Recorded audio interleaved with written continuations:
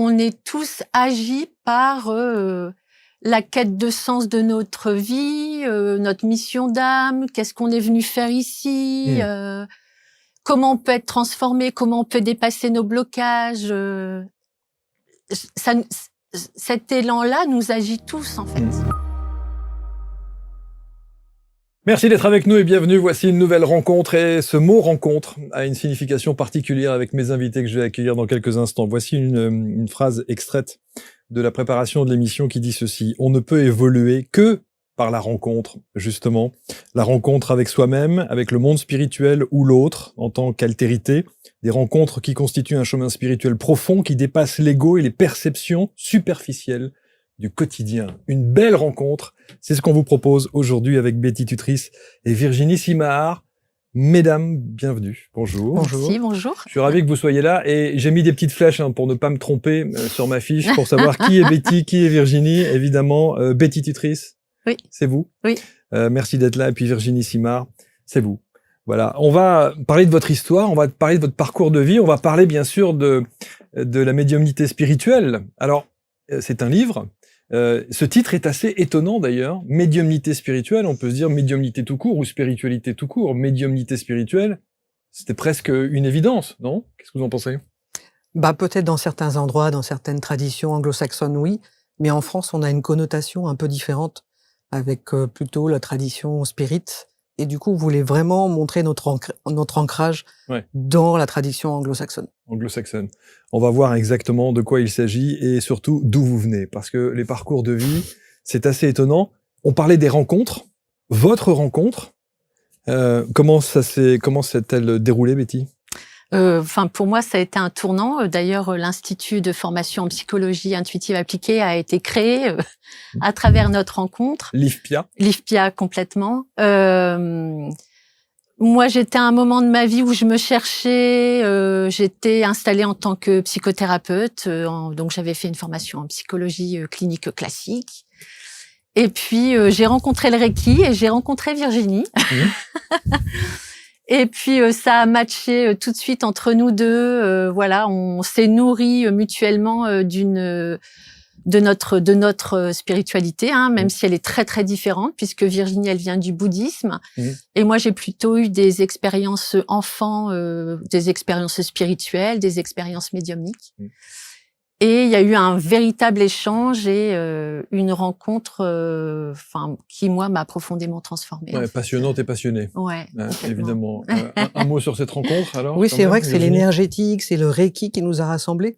Alors souvent, moi je m'amuse à dire que moi je viens du spirituel vers le psychologique. Et Betty vient du psychologique vers le spirituel. Oh, ouais. Et à un moment, on s'est rencontrés toutes les deux et du coup... Le croisement était inévitable pour le coup. Et ça dure depuis bientôt 15 ans. Oui, et puis une évidence que ces deux mouvements, j'ai envie de dire, sont pas du tout antinomiques en fait. Moi, avec vraiment l'aspect psychique de l'être humain et l'aspect spirituel de l'être humain, moi j'y ressens une complétude. Pourquoi je vis? Pourquoi je meurs? 60 000 pensées par jour tournent dans votre tête. Vous vous rendez compte? Savez-vous que 80% de nos pensées quotidiennes sont négatives? Saviez-vous que tout est énergie? Pourquoi ai-je l'impression d'être bloquée après tout le travail que j'ai fait sur moi? Tu peux pas te libérer de ta partie sombre, mais par contre, tu peux en faire une alerte positive. Et si vous étiez à une petite inspiration de changer votre vie? Pour moi, rire, c'est vivre. Retrouvez-moi lors des ateliers ABC Talk, corps, âme, esprit, qui se tiendront les 30 novembre et 1er décembre prochains à Lille, à 9h à l'hôtel Mercure, aéroport de Lille. Rendez-vous sur le site d'ABC Talk. Vous pouvez d'ores et déjà réserver sur le site. Rien que pour vous, un atelier 100% immersif qui va transformer votre vie. Une grande expérience humaine, un moment de communion unique. Prenez date dès maintenant et à très bientôt. Beaucoup de bonheur, d'amour, de sérénité. Je vous dis à très vite et je vous embrasse.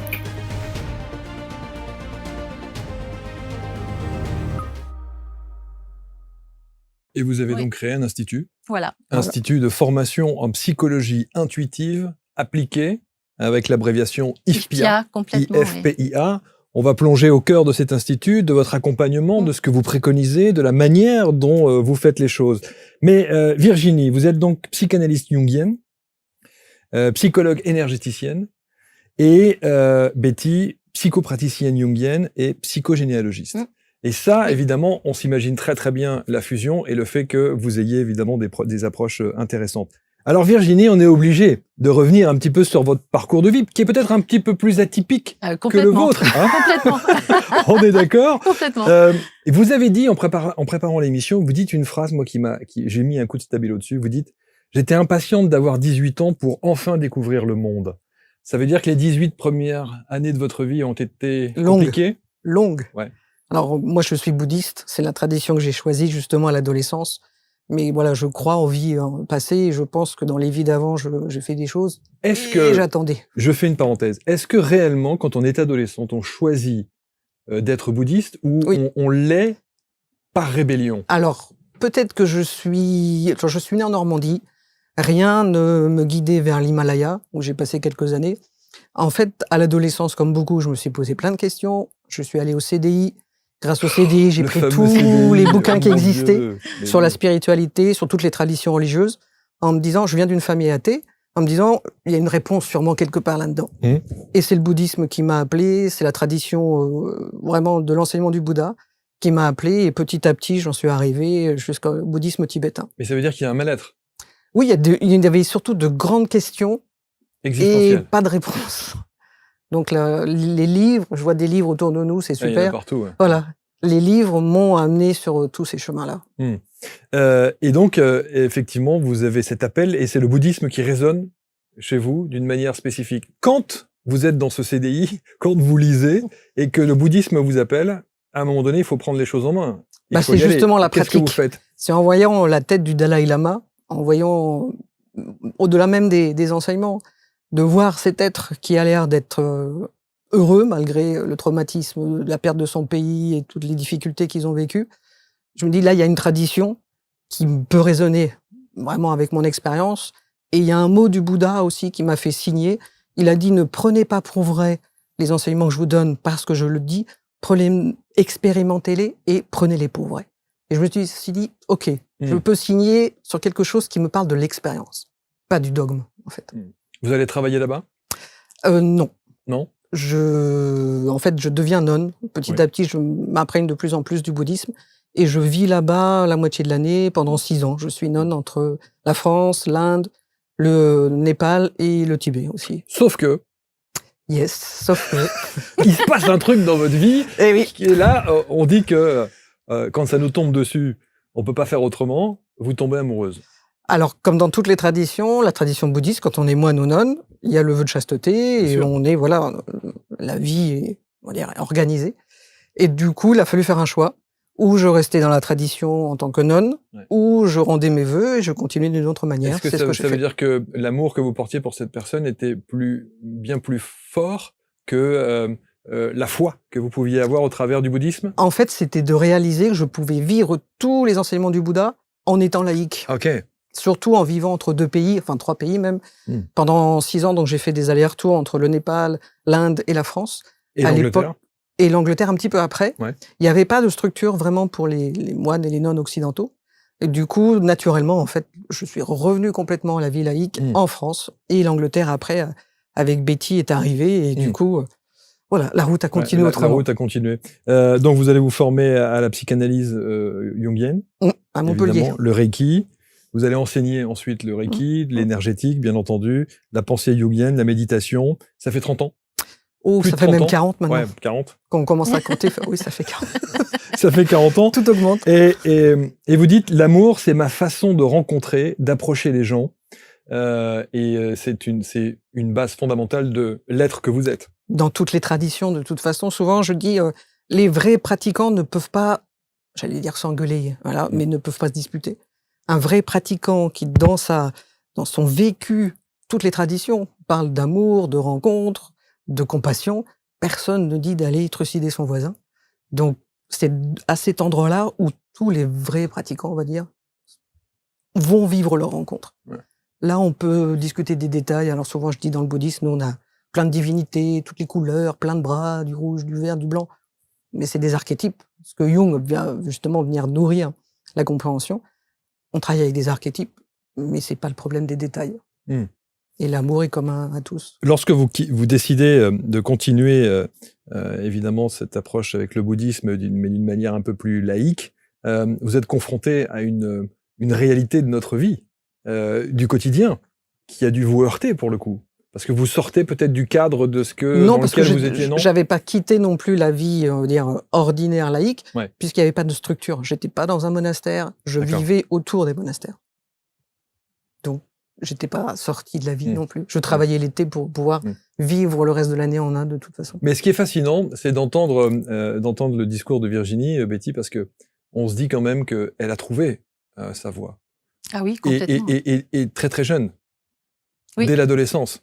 C'est ça qui est extraordinaire. Alors que quand on voit aujourd'hui les ados à la dérive totale, qui sont incapables de dire ce qu'ils veulent, ce qu'ils ressentent, ce dont ils ont envie, et se cachent souvent derrière les écrans, c'est quand même fascinant de se dire que dès l'adolescence, elles puissent ressentir ça. Il y a un élan, il y a cette quête de sens en fait. Mais j'ai envie de dire qu'on a tous finalement, ou qu'on le conscientise ou pas, on est tous agis par la quête de sens de notre vie, notre mission d'âme, qu'est-ce qu'on est venu faire ici, comment on peut être transformé, comment on peut dépasser nos blocages. Cet élan-là nous agit tous, en fait. Vous avez eu ça à l'adolescence? Non, moi, je l'ai eu beaucoup plus tôt. Je l'ai Ouais. eu déjà, j'ai envie de dire, petite fille, parce que moi, j'ai vécu dans un climat assez violent avec des parents. Enfin, voilà, j'ai eu des périodes où j'ai eu faim, où il n'y avait pas d'électricité, je faisais les devoirs à la bougie. Et donc, la question de quel sens ça a, tout ce chaos, moi, en fait, je l'ai eu très vite. Et quelle réponse vous aviez, justement, à cette question? Alors, moi, je me suis très vite... j'ai très vite pris le chemin de l'intériorisation, en fait. Okay. C'est-à-dire, à travers ce chaos ambiant, inconsciemment, je pense, ou très naturellement, hein, s'est posé à moi la question de comment je peux trouver la paix. Est-ce qu'à l'intérieur de moi, il peut y avoir un espace de paix malgré ce qui se passe autour? Malgré le chaos environnant. Ouais. Et donc, très vite, moi, je me suis sentie reliée. Alors, très vite, s'est posée à moi la question de Dieu, de la vie. Et de la médiumnité. Et de la médiumnité, complètement. Dont vous aviez conscience? Non. Alors, pour moi, c'était quelque chose de très, très naturel, la médiumnité. J'avais déjà des rêves prémonitoires. J'étais très connectée aux gens. Et puis, il y a eu un événement dans ma vie où ça a été mis de côté parce que le danger, c'était de me faire aimer par mes parents ou pas, en ayant toujours une longueur d'avance. Et voilà. Donc, me suis insérée, j'ai envie de dire, à l'école. J'ai fait comme tout le monde. Un cursus classique. Voilà. Pour arriver au milieu hospitalier. Voilà, c'est ça, pour aider les gens, parce que je pense que c'est ce qui me motive. Rencontrer l'autre et que cette rencontre soit transformatrice. Pour moi, le spirituel, il est là aussi, en fait. Et on va voir évidemment où tout cela vous mène, toutes les deux, au travers de l'institut que vous avez créé. Mais juste un mot, vous avez dit une phrase qui est forte. Vouloir être aimé par ses parents. Ça, c'est quand même assez incroyable d'être conscient de ça et de se dire qu'est-ce que je peux faire pour me sentir aimé de mes parents. Oui, alors là, on s'adapte. On essaye de répondre aux attentes. Et puis, à un moment donné, on fait le deuil aussi du parent parfait qui ne sera jamais là. Alors, vous allez travailler en milieu hospitalier, dans la psychiatrie notamment, maison de retraite. Vous allez faire des formations en psychopraticienne. Et puis, là aussi, la notion d'aide, d'entraide, d'accompagner est essentielle dans votre parcours de vie. En fait, quand je travaille en milieu hospitalier et en psychiatrie, notamment, c'est un milieu où on a un discours. Alors le spirituel n'a pas du tout sa place. On est dans le médical. Il y a un symptôme, on donne un médicament, puis voilà, les gens sont guéris ou pas. Il y avait toujours ce discours ambiant, notamment en psychiatrie, de un tel est psychotique, il sort demain, il va revenir, on peut rien pour lui. Entre guillemets, c'est foutu, quoi. Et c'est là que je me suis rendu compte qu'il n'y avait pas d'espace de rencontre du tout. Vous pensez que dans le milieu de la psychiatrie, tel qu'on la connaît et qu'on l'imagine aujourd'hui, si on instaurait une dimension spirituelle un peu plus présente, qu'elle ne l'est, ou pas du tout même d'ailleurs, on pourrait changer les choses, améliorer les choses? Moi, je pense que c'est un aspect, j'ai envie de dire, c'est notre nature profonde en fait. La spiritualité, c'est alors comment je peux faire sens du vivant, comment je peux me mettre en relation avec la vie, comment je peux m'en nourrir. Et puis, dans tous les mouvements spirituels, il y a cette question de comment je peux ouvrir mon cœur, comment je peux apprendre à m'aimer, comment je peux aimer l'autre. Toutes ces questions-là sont pas posées en milieu hospitalier. En fait. Et vous parliez des maisons de retraite dans lesquelles vous avez également évolué. C'est pareil. Ouais. C'est pareil. Oui, oui, complètement. Par nature, on est spirituel. Enfin, qu'on en ait conscience ou pas. Tu posais la question du livre, pourquoi spirituel? Pourquoi la médiumnité spirituelle? Pourquoi la médiumnité spirituelle? Parce que ça sous-entend qu'il y a une autre médiumnité. Oui, et que on n'a pas conscience de la spiritualité, même si on est médium. Comment on peut définir la spiritualité? Pour moi, la spiritualité, c'est le cœur ouvert. C'est pas forcément parler à son âme, en fait. C'est ouvrir son cœur, être en relation avec l'autre. Mais dans toutes les traditions, on parle de ça, la compassion, l'amour inconditionnel. Virginie, vous avez la même définition de la spiritualité? Oui, c'est cette reliance, en fait. C'est pour ça, tout à l'heure, je disais, Jung parle des archétypes, parce que ce qui est important, c'est la démarche. C'est pas la façon dont on va le visualiser ou le vivre de façon formelle. C'est vraiment cette démarche intérieure. Alors ça veut dire quoi? Ça veut dire que quelqu'un qui se dit spirituel, quand il dit « moi, je me sens spirituel », c'est qu'il est dans la démarche. Voilà, de cette relation, cette reliance à l'autre et à lui-même. Parce que c'est se rencontrer soi et rencontrer les autres ensuite, un peu comme quand on jette un caillou dans un lac, ça part dans ce sens-là. C'est un peu la démarche. C'est pas prendre un dogme, en faire un personnage, aller utiliser des termes jungiens, mais en faire une image ou une posture en disant je suis ceci, je suis cela, et que derrière, ce soit fermé. On peut se dire spirituel sans l'être. Et inversement, on peut être loin de la représentation, parce que des fois, certaines personnes confondent spiritualité et religion. Souvent. Ils vont aller dire non, mais moi, les religions, je veux pas, parce qu'ils confondent institutions religieuses, qui, à travers le temps, ont plus ou moins bugué, et la spiritualité elle-même. La véritable, pratique religieuse, c'est la spiritualité. Le dogme, c'est juste une aide ou une prison. J'ai envie de dire, il y a des gens qui sont athées, qui se disent athées et qui, pour moi, sont profondément spirituels. Donc, on parle plus de philosophie de vie, d'attitude, de comportement, que d'approche religieuse, évidemment. Je reviens un petit peu sur mon enfance où j'ai eu faim, tout ça. Moi, je suis assez âgée pour connaître avant les Restos du Cœur et après les Restos du Cœur. Mais pour moi, Coluche est un être profondément spirituel. Enfin, ça veut dire que toute personne qui donne de sa personne pour les autres est un être spirituel. Qui est en relation avec l'autre. Qui est en relation avec l'autre. Qui va voir les besoins, qui va l'écouter. Il y a cette reliance. Parce qu'on peut être très sec, on peut se dire religieux et spirituel, et être très sec au niveau de l'humanité, en fait. Est-ce qu'on peut se dire spirituel, mais pas religieux, et pas religieux, mais spirituel? Ah, tout à fait. La spiritualité n'a pas besoin de forme particulière. Toutes les traditions amènent au même endroit. Que les personnes soient... Alors, je te montre parce que la tradition chamanique, ça te parle.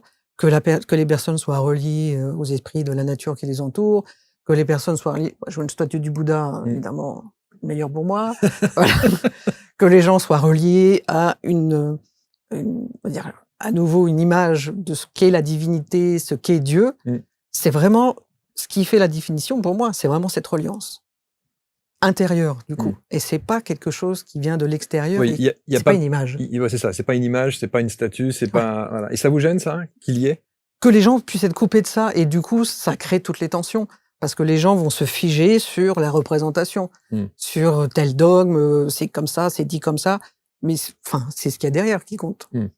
Moi, j'ai aussi signé dans le bouddhisme. Alors, je vends pas la carte à la fin de je vends pas la carte du parti, mais j'ai signé en fait dans le bouddhisme Parce que le Dalai Lama a toujours dit, si on vient me prouver par la science, par l'expérience, que les enseignements là que je donne sont faux, je change les enseignements.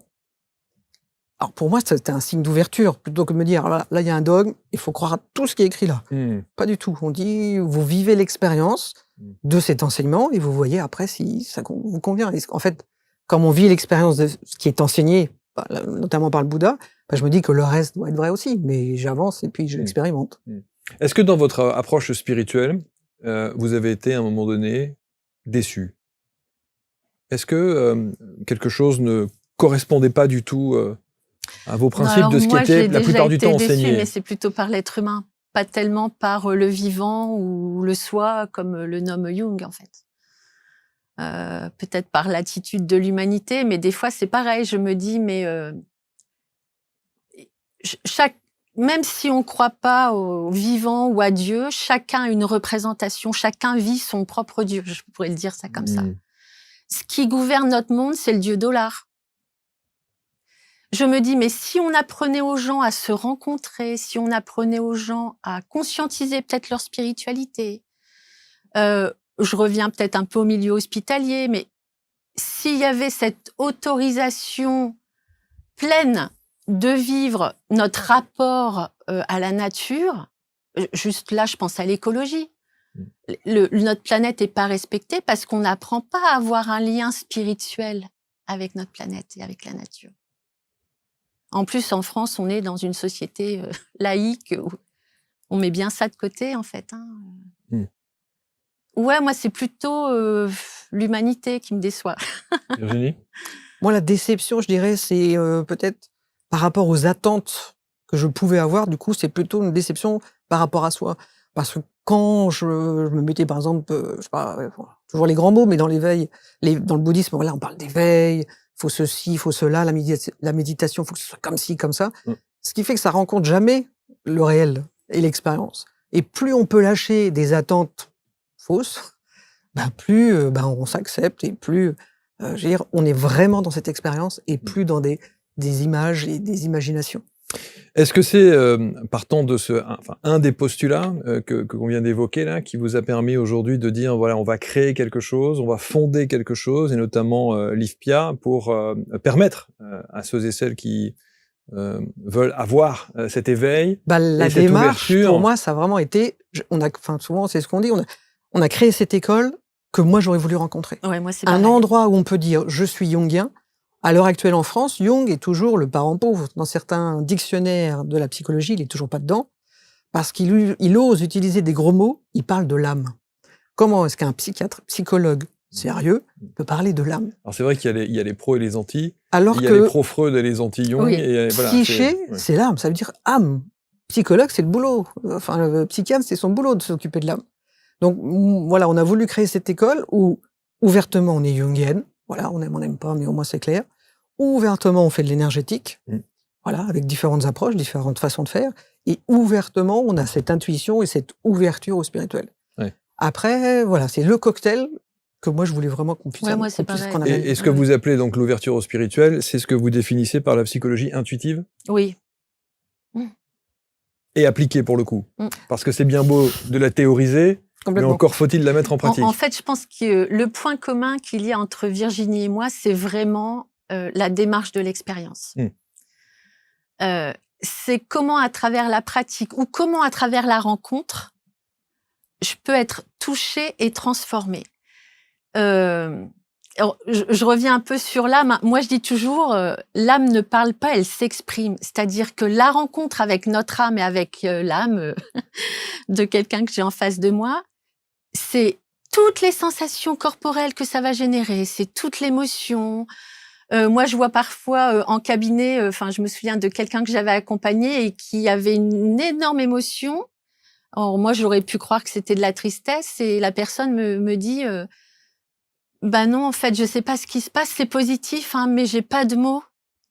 Comme on n'a pas de mots quand on vit une expérience spirituelle, en fait. De bonheur, donc. Ouais. De plaisir, de bonheur. C'est ça, de lâcher, voilà. Et je me dis, la rencontre avec l'autre, la rencontre avec l'âme ou la rencontre avec le vivant passe par l'expérience, par l'ouverture, par les ressentis du corps, les moments d'extase, enfin voilà. Quand vous parlez de l'IFPIA, je rappelle, c'est l'Institut de formation en psychologie intuitive appliquée. Vous dites que l'idée de ce centre, cette école, c'est de permettre à chacun de découvrir sa propre médecine intérieure.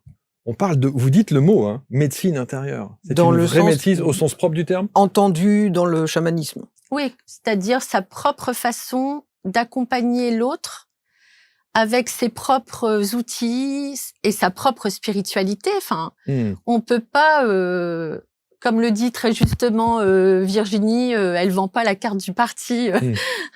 C'est comment chaque thérapeute, chaque professionnel de la relation d'aide peut trouver sa propre spiritualité, son propre lien au vivant.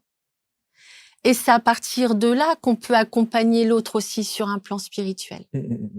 Avec sa propre personnalité, son propre vécu, sa propre reliance. Et sa propre expertise. Et sa propre expertise. Voilà, c'est-à-dire qu'en fait, vous apportez un outil supplémentaire à la palette d'action que peut avoir un thérapeute, un coach, un accompagnant de vie, un expert. Alors, il y a plein d'outils qu'on peut utiliser, ils sont tous très très bien, mais pour moi, le plus important, c'est vraiment d'entraîner la personne, en fait. C'est une posture intérieure. C'est pour ça que nos formations durent 1 an et demi, 2 ans, parce que ce qui va changer chez la personne, on peut apprendre tous les outils, toujours avec tous les bouquins autour de nous, c'est tout très bien.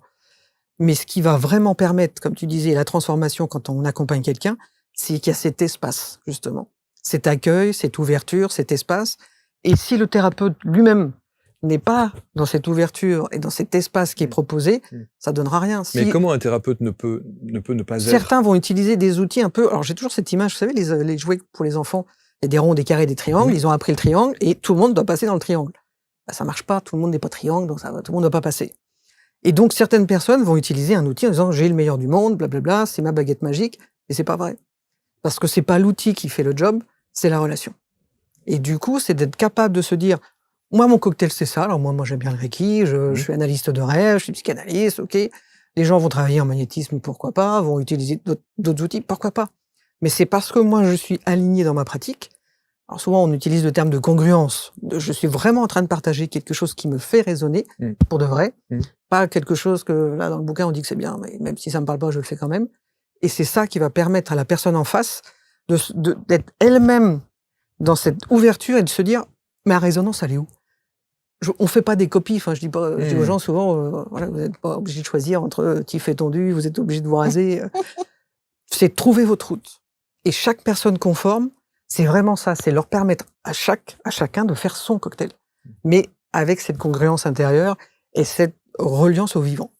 Comment être, en tant que thérapeute, expert, coach, accompagnant, et ceux qui veulent évidemment être accompagnés au sein de l'IFPIA, comment ressentir qu'à un moment donné, on a cette reliance?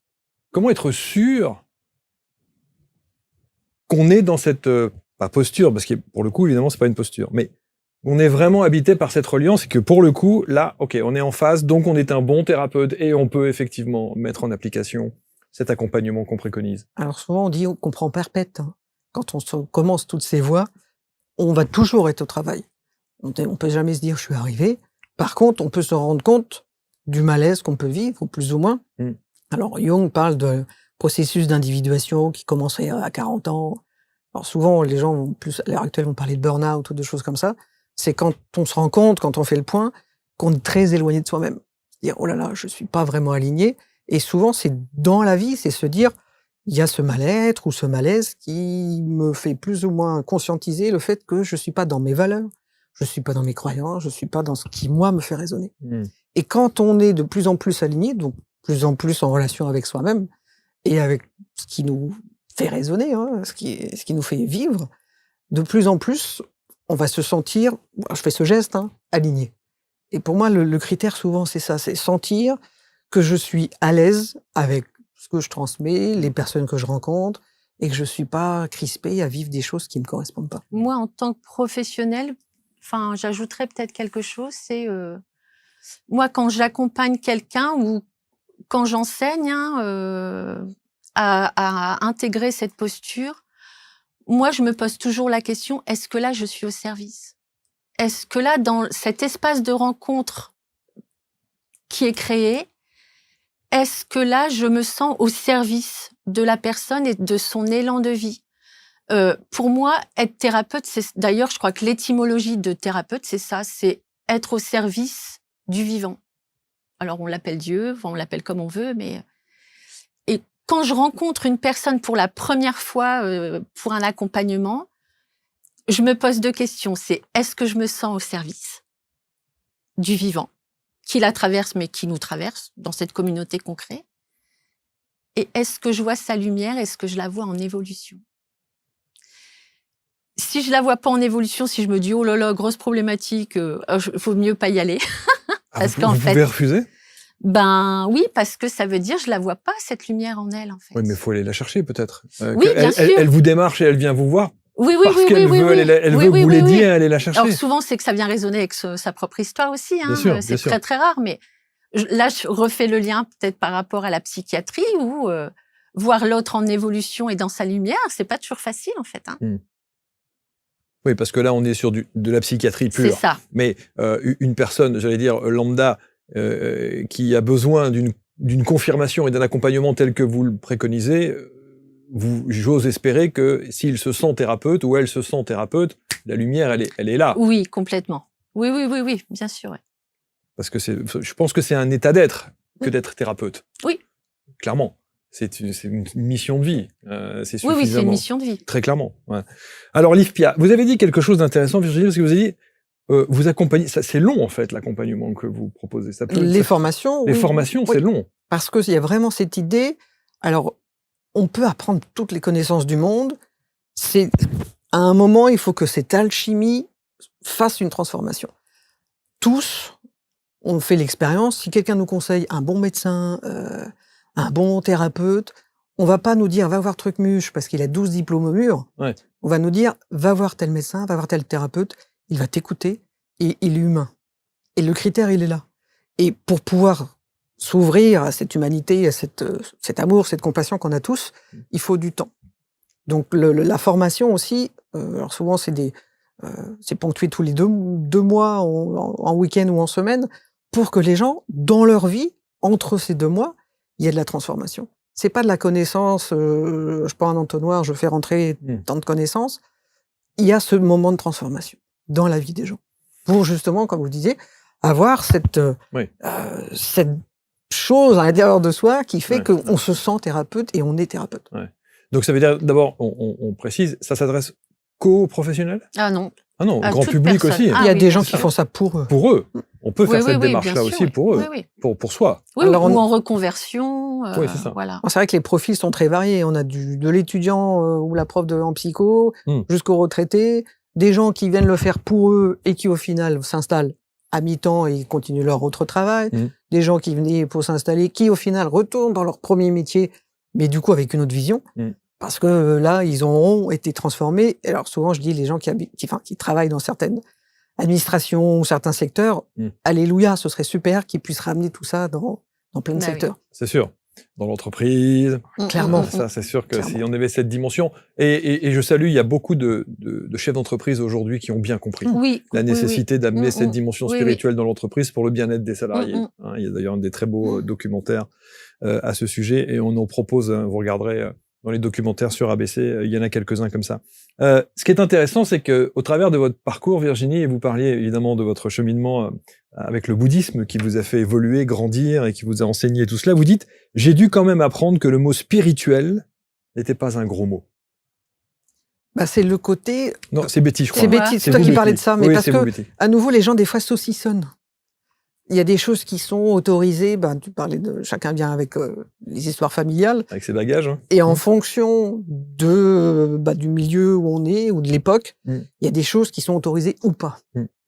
Et du coup, alors chez moi, c'est pas interdit, mais c'était pas parlé du tout. Ça n'existait pas. Donc j'ai peut-être plus de chance, j'avais pas besoin de dépasser quelque chose, parce que c'était... Voilà. Mais par contre, vous parlez de légitimité. Oui, parce que, alors, pareil, dans la tradition bouddhiste, c'est quand même assez structuré, comme dans plein d'autres endroits. Pour enseigner la méditation, pour moi, j'avais cette vision, il faut être lama, il faut faire la retraite de 3 ans, notamment chez les Tibétains, voilà, il y a cette retraite de 3 ans. Mais il y a plein de façons de partager.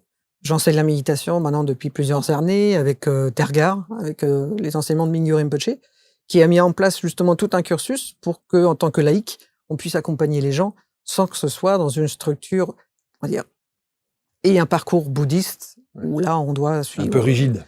Suivre des croyances. Enfin, il faut se dire, là, ça me parle, mais si ça me parle pas ou si ça m'intéresse pas.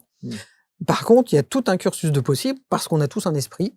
Quand on fait l'expérience de la méditation, on a tous un esprit qui part dans tous les sens. Dans l'enseignement bouddhiste, on appelle ça l'esprit singe. Et on peut tous travailler avec cet esprit singe, quelles que soient nos croyances.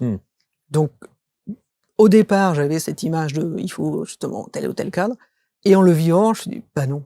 Ce qu'il faut, c'est un esprit qui a besoin. Sur la méditation, je voudrais vous entendre aussi toutes les deux, parce que qu'est-ce qu'on entend sur la méditation? Et notamment des gens qui disent, la méditation, j'aimerais, mais je ne sais pas. Il y a des gens qui s'imaginent qu'il faut faire comme des vipassanas, où on se retrouve parfois face au mur 10 heures par jour, à méditer, face à soi-même pour le coup, et en posture, voilà. Bon, c'est pas ça. L'essence de la méditation, c'est la conscience. C'est avoir conscience d'eux. Donc, tous tes supports et occasions à être présents. Alors, encore une fois, Mingyur Rinpoche propose tout un cursus laïque. On va s'entraîner avec différents supports, que ce soit les sons, les images, les sensations corporelles, pour être présent à ce qu'on fait. Et d'ailleurs, il y a des études scientifiques qui ont démontré tout ça. Hein. On passe en gros la moitié du temps de notre vie consciente perdue. C'est-à-dire qu'on est quelque part, on ne sait pas trop. La moitié, hein. La moitié. C'est beaucoup. Hein. Et en plus, les mêmes études scientifiques montrent que quand on n'est pas présent, et du coup, on est, bon, pas tous être déprimés, mais on n'est pas heureux, on va dire. Et les mêmes études ont montré que si on est présent, même à faire un truc qu'on n'aime pas trop, pour faire la vaisselle ou je sais pas quoi, là, par contre, il y a du bonheur. Parce que c'est cet état de présence. Et du coup, ça, tout le monde peut le travailler sans aucune tradition spirituelle ou religieuse, sans étiquette. Alors, et ça, c'est aussi, et je salue d'ailleurs un ami qui s'appelle Thierry Janssen, que vous connaissez sans doute, ancien chirurgien qui a monté son centre aussi en Belgique, et qui propose la méditation en mouvement. Parce qu'on a souvent, encore une fois, l'image du méditant avec une posture particulière. Or, le mouvement existe dans la méditation. C'est d'être présent avec ce qu'on fait. Donc en marchant, en faisant la vaisselle, en faisant la cuisine. Partout en fait. C'est juste se souvenir de « ah oui, pouf, je reviens ». Et encore une fois, l'image de la méditation, hein, des fois on a cette image, c'est une espèce de grand blanc, il se passe plus rien. Oui, c'est ça. Je suis face au mur, voilà. Alors que pas du tout. En fait, c'est « je suis là ». Et l'expérience qu'on va avoir, c'est « ok, je suis là ». Est-ce que je me suis bien garé? Ah, je suis là. Ah, c'était sympa le film hier. Ah, je suis là. Alors qu'est-ce que je veux faire après? Ah, je suis là. Et en fait, c'est ça la méditation. Ces allers-retours où on se rend compte, ah, je suis parti, je reviens, je suis parti, je reviens. Et c'est ça la méditation. Et la plupart des gens qui font ces allers-retours, qui évidemment, inévitablement font ces allers-retours, considèrent qu'ils ne méditent pas. Parce qu'on leur dit. Et donc ils disent, j'y arrive pas. Oui, les gens pensent qu'en fait, c'est ne plus penser du tout. Ça n'existe pas. Mais ça n'existe pas. C'est ça. Ouais. C'est ça. Donc ces allers-retours sont... C'est la méditation. C'est la méditation, voilà, c'est ça. La méditation, vous aussi, alors il y a la médiumnité, évidemment, la méditation, c'est aussi une approche que vous avez eue très vite dans votre vie? Non, pas forcément. Moi, c'est venu plus tard avec la rencontre bien sûr, avec Virginie. Voilà, avec Virginie. Hein, moi, j'utilise une autre méditation, mais une pratique utilisée en médiumnité qu'on nomme se mettre dans la force. Donc là, je pense à Yoda. C'est une pratique qu'on utilise en médiumnité depuis plus de 100 ans, en fait. Hein. Star Wars s'est fortement inspiré de la médiumnité anglo-saxonne, où c'est une pratique vraiment où on se met en reliance, on se met en relation avec le monde spirituel. Et on se laisse traverser, transformer par cette reliance. Mais parce que vous êtes médium, et pour le coup, c'est plus simple. Oui. Ou pas, non. Non. Moi, je pense que la médiumnité est accessible à tout le monde. C'est une capacité qu'on a, c'est pas un don. Moi, je pense qu'on se coupe. Je vais vous dire un truc. C'est presque insupportable d'entendre ça. Ouais. Qu'est-ce que c'est frustrant que d'entendre ça à longueur de temps. Le nombre de personnes que j'ai reçues sur ce canapé. Mais vous savez, on est tous médiums. Mais oui. Qui n'aimerait pas avoir ces facultés-là?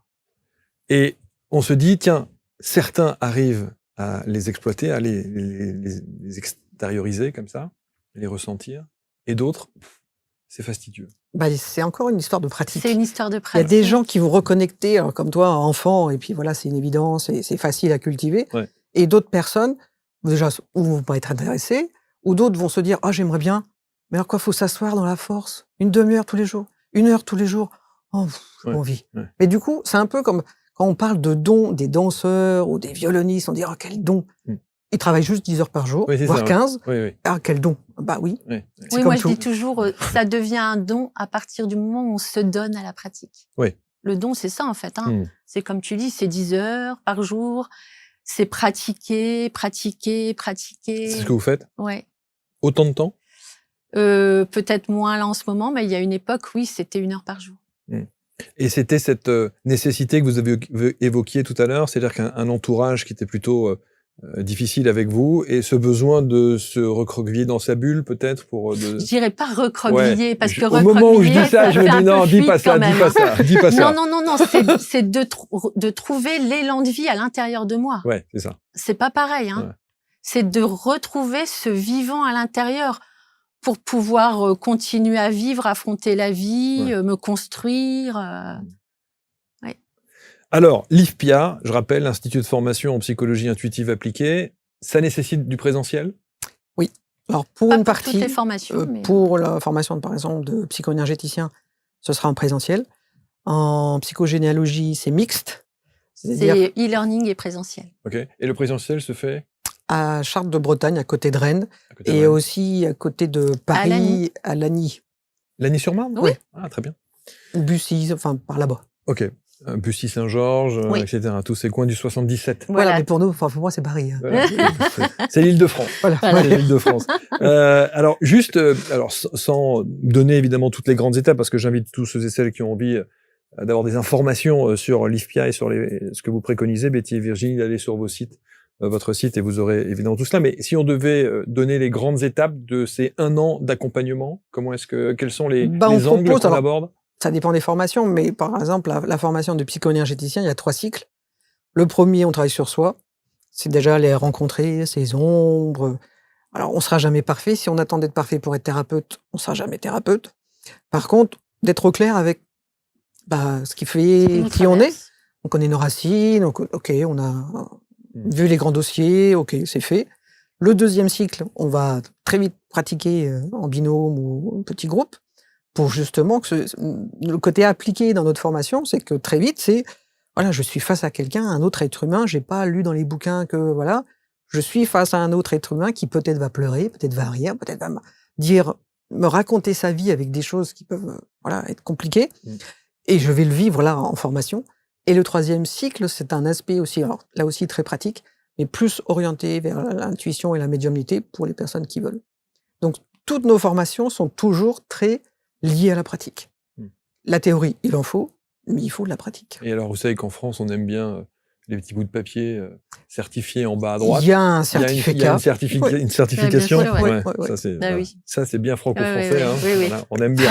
Ah bon, vous avez été formé? Ah bon, mais non, mais moi, je suis thérapeute parce que j'ai été formé par l'IFPIA. Donc, vous voyez ce que je veux dire? Oui, c'est souvent ce qu'on...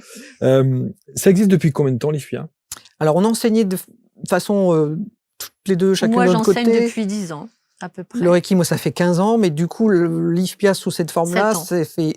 Ouais, on l'a formalisé il y a 7-8 ans, mais on avait déjà commencé avant une petite dizaine d'années. Alors, ce qui doit être extraordinaire dans les accompagnements que vous avez pu avoir, c'est que vous avez dû voir arriver des gens estampillés « je suis thérapeute » et une transformation au bout d'1 an de ce même thérapeute qui a dû se dire au bout d'1 an, mais en fait, j'étais pas du tout aligné à l'époque et je prétendais être le thérapeute que je ne suis pas.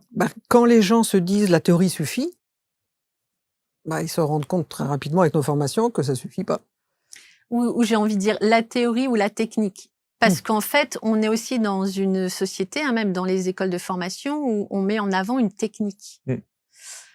Or, là, je prends l'exemple de la psycho-énergétique intuitive, cette formation qu'on propose sur 2 ans. Mais aussi comme notre formation en médiumnité, nous, on transforme la personne c'est ce que tu dis, pour qu'elle devienne thérapeute.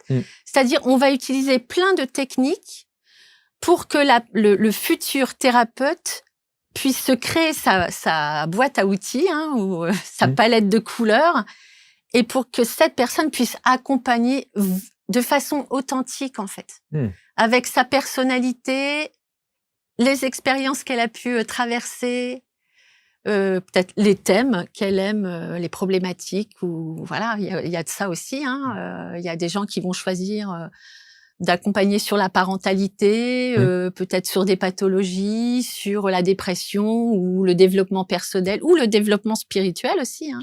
C'est que chacun puisse trouver son savoir-être. Ouais. Et il y a, en préparant l'émission, j'ai vu, il y a un terme que j'ai trouvé. D'abord, vous parlez de thérapie. Ça, c'est important. Et vous dites, ce sont des thérapies psychospirituelles. Et quand on parle quand on met ces trois mots, thérapie, psycho et spirituelle, on se dit, waouh, c'est possible. C'est possible parce que c'est qui on est. Encore une fois, alors Jung, on a parlé il y a longtemps avec les 4 fonctions. On est ces 4 aspects. De vouloir couper le corps physique, les émotions, le mental et alors la spiritualité, notre âme, c'est comme si on disait, alors je sais pas, moi je reçois les jambes, alors aujourd'hui vous venez sur le bras droit, je ne fais pas les bras droits. Tout le monde nous dirait, mais ça va pas bien vous. C'est sûr. Alors que là on demande aux gens, alors non, moi je fais que le corps, ok, puis l'autre de dire non, mais moi je fais que les âmes, ok. Alors, là on essaie de proposer vraiment un accueil, la personne vient avec ce qu'elle est, avant de partir des fois dans les choses très compliquées. Toi ça s'est déjà arrivé, quelqu'un en thérapie commence à pas aller bien, enfin, alors, on part pas dans les trucs barrés. Est-ce que la personne avait mangé? Non, elle avait pas mangé. Donc on commence par ça. Ok, le corps a des besoins. Après, il y a plein de causes et conditions qui peuvent faire avant de partir dans des trucs un peu délirants. Et c'est prendre en compte la personne dans tout ce qu'elle est. Quand je vous entends parler, Virginie, à chaque fois, je me dis, il y a cette phrase qui résonne comme ça dans ma tête. C'est « je vous entends dire, on va pas me la faire ». C'est-à-dire C'est-à-dire que j'imagine quelqu'un qui vient à l'IFPIA, qui vous raconte un peu sa vie, son parcours, ses désirs, ses besoins, machin, etc. et que vous ressentez pertinemment que c'est pas ça. Mais ça, on le fait tous. Ça s'appelle un lien psychique. En fait, on est tous, dès qu'on est en relation avec quelqu'un, faites l'expérience avec vos amis. Ça va comment? La personne dit « ah, ça va ». Puis intérieurement, on va sentir croûte. C'est ça, tiens. Essaye de me dire que ça va. Ou de dire que ça va pas, puis en fin de compte, ça a l'air d'aller. Parce que c'est humain, en fait. Dès qu'on est en relation, il y a ces échanges d'informations. Alors là encore, on revient sur la science, mais il paraît que dans les échanges d'informations, il n'y a que 7% qui vient du verbal, et tout le reste, le corps, les ressentis. C'est sûr. Donc c'est ça, en fait. C'est prendre conscience de ça, et du coup, après, de pouvoir accompagner avec cette conscience-là. En tout cas, c'est une très belle approche, parce qu'effectivement, on a souvent tendance, et la science et les scientifiques en général ont appuyé sur le bouton rouge en disant attention, il y a de plus en plus de thérapeutes, attention, il y a de plus en plus de personnes qui sont estampillées d'un seul coup, qui font 48 heures d'une formation de quelque chose et qui se disent thérapeutes. Et on peut comprendre qu'aujourd'hui, des scientifiques, des médecins puissent effectivement tirer le signal d'alarme. On peut comprendre ça. Oui, c'est une réalité aussi. Il y a des dérives. Voilà, on va pas se leurrer. Ouais. C'est pour ça que vous encadrez, c'est pour ça que vous proposez à l'IFPIA des choses, évidemment. Et qu'il y ait de la supervision après. Enfin, les gens sont pas lâchés dans la nature non plus. Oui, c'est ça. Voilà, certificat, merci, au revoir. Nous, le cursus, il est de 300 heures. Enfin, il y a une vraie posture, il y a un vrai accompagnement. On laisse le temps aux gens de se transformer, j'ai envie de dire, vraiment de développer cette relation à l'autre. Et puis, il y a un peu la blague quand les gens me disent « mais on a combien de temps pour rendre le mémoire, justement pour la certification ?» Il y a une soutenance. On leur dit tant qu'on est vivante. C'est-à-dire, on leur dit pas dans un an, c'est fini. Voilà. Bon, après, ce sera plus dur, ils seront obligés de le faire en médiumnité. Mais voilà. Ce qui est fascinant chez vous, c'est que d'abord, je trouve que vous vous complétez très très bien. Et ce qui est assez fascinant, c'est de se dire que, alors vous, toute petite, Betty, il y a cette médiumnité, il y a ensuite le concret de la vie au travers du milieu hospitalier, face à la médecine, face à la science. Et vous, de l'autre côté, Virginie, il y a peut-être une spiritualité plus, si je puis dire, avec vraiment une mission de vie au travers du bouddhisme que vous découvrez, etc. Et c'est ça qui fait en plus la magie de cette complémentarité et qui justifie que vous puissiez accompagner aussi des thérapeutes. Je trouve que ça parle. Il y a on est dans une société très clivée où le psychologue ne peut pas s'occuper du spirituel parce que ça fait pas partie de leur domaine. Les gens qui sont très dans le spirituel disent alors la psychologie c'est pas pour moi. Enfin, ou la psychiatrie ou encore la psychiatrie. moins. Moi je me dis c'est dommage quoi parce qu'en fait ça se complète tellement. C'est Guy Cordeau, alors je crois qu'il est décédé depuis, oui. mais qui avait dit, lui c'était sorti d'un cancer en associant tout. Il a dit je sais pas ce qui m'a sorti d'affaire, si c'était la chimio, changer de vie, manger mieux, enfin, il a tout utilisé et il a dépassé ce cancer. Alors, il y a aucune baguette magique qui existe, mais je trouve ça tellement dommage de dire, il y a des choses très bien qui peuvent aider, mais je vais pas les prendre parce que soit ça ou soit ça. Ça fait pas partie de mon domaine. C'est un tout. C'est dommage. Ouais. Bon, ceci dit, on peut reconnaître aussi que la science accueille complètement, de plus en plus favorablement toutes ces pratiques, on va dire, parallèles. On parle beaucoup de médecine intégrative aujourd'hui. Exactement, bien sûr, c'est important. Et même dans le milieu hospitalier, on fait appel, les barreurs de feu, même parfois de la médiumnité. Oui, complètement. La méditation. La méditation, exactement. Quand ils auront compris qu'il faudra peut-être repeindre les couloirs non, mais c'est vrai, ça. On a fait une émission sur les couleurs l'autre jour, je me suis dit ça. Si l'impact des couleurs l'énergie des couleurs est aussi forte, mais commençons par là, les administrations, c'est dégueulasse, c'est pas beau. Non, mais on est d'accord. Peut-être la nourriture. La nourriture au milieu hospitalier, non mais au secours. On est d'accord. Bon, voilà. On a une marge de progression, on va dire. Une pratique de la médiumnité comme voie de développement et d'éveil à la vie, c'est aux éditions Erol, s'appelle la médiumnité spirituelle. Un mot sur le livre. Un mot, que dire sur le livre? C'est un livre de pratique. Ouais. Voilà, et c'est vraiment, on partage notre expérience de la rencontre avec l'Angleterre, le collège Arthur Findlay. Qu'est-ce que j'aimerais y aller. Ah ouais, c'est un super collège. Il paraît que c'est fascinant. C'est super. Alors, il y a l'ambiance elle-même. Après, il y a aussi des médiums qui voyagent. Par exemple, il y a Bill Thompson qui vient en Bretagne. Il y en a il y en a en Suisse. Le collège en lui-même, c'est vrai qu'il y a l'ambiance. Il y a la pratique et l'ambiance. Moi, je connaissais pas Harry Potter en arrivant. Donc, il m'a dit, on dirait Je crois qu'elle, d'ailleurs, elle s'est inspirée du collège. Parce qu'il y a un escalier monumental. La moquette, la boiserie. L'escalier d'Harry Potter. La bibliothèque. Bien sûr, avec les cadres. Et les Anglais savent faire, évidemment. Et c'est très, très, on se croirait dans un film, et ça, c'est impressionnant. Oui, et on a l'impression d'être, moi, c'est ma maison, quoi. La première fois que j'ai mis les pieds au collège, je me suis dit, c'est ma maison ici. C'est chez moi. Et il y a des cours en français, je crois. Oui, c'est traduit, oui. Il y a des cours en français aussi. Et j'ai vu d'ailleurs, je salue, il y a quelques médiums français là, qui y sont allés récemment, là encore. Donc, la pratique de la médiumnité. Une fois qu'on lit ça, on est médium ? Oui, on peut développer ses capacités. Le livre est fait pour ça. Oui, bien sûr, Donc, ça veut dire, on revient à ce qu'on disait initialement, tout le monde. Tout le monde. Oui, parce que médium, c'est cette relation d'âme à âme. Donc d'âme à âme au niveau psychique, comme on disait tout à l'heure, quand quelqu'un dit si je veux bien, non, je sens que non. Et puis d'âme à âme au niveau médiumnique. Donc il y a ces deux aspects en fait. Bravo en tout cas pour vos parcours respectifs. Bravo pour cette belle association et le fait que l'IFPIA existe aujourd'hui. On va mettre évidemment autour de la vidéo, je crois que c'est en bas d'ailleurs, tous les liens qui vont permettre de rentrer en contact avec vous. Là, on enregistre, on est au mois de novembre. On peut pas en plein milieu s'inscrire, si on peut. Il y a des formations qui commencent début 2025. Ok, d'accord. Et puis il y a des, en psychogénéalogie, c'est en e-learning, donc les gens commencent quand ils veulent à leur rythme. Et il y a des stages dans l'année de pratique. Redites-nous simplement les différentes thématiques qu'on aborde. Donc il y a la psycho-énergétique. Donc là pour devenir thérapeute ou sur son chemin spirituel. La psychogénéalogie, là, on va les travailler, c'est plus ton domaine. Le transgénérationnel, les ancêtres, toujours avec une dimension spirituelle. Pour nous, c'est important. Moi, j'enseigne, alors là, pour le coup, c'est plutôt réservé aux praticiens, aux thérapeutes, le MDR transpersonnel. Donc voilà, où là aussi, on utilise le MDR pour aller toucher des mémoires traumatiques de la vie intra-utérine au transgénérationnel, en connectant notre âme aussi. Et j'enseigne aussi le psychochamanisme. Donc voilà. Et moi aussi, j'enseigne l'analyse de rêve, donc un des outils jungiens qui permet de venir travailler en collaboration avec l'inconscient. Ça, c'est génial. Le qui rêve, fait tout ce qu'il peut pour être clair. Ça, c'est fabuleux.